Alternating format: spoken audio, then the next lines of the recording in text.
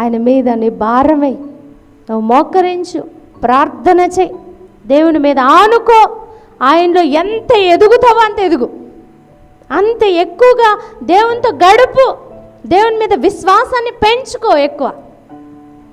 Praise the lord, హల్లెలూయా.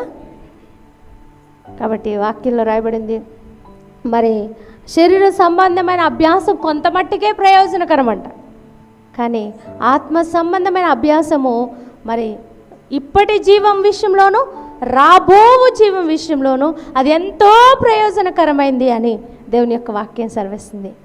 కాబట్టి నువ్వు quiz ద్వారా నేర్చుకో వాక్యాన్ని, చక్కగా వ్యక్తిగతమైన ధ్యానం ద్వారా నేర్చుకో వాక్యాన్ని. ఆ వాక్యం మీద ఎంత ఆధారపడతావు అంత ఆధారపడు. నీ జీవితానికి ఎంతో విలువనిస్తుంది, నీ జీవితానికి ఎంతో విడుదలను, క్షేమాన్ని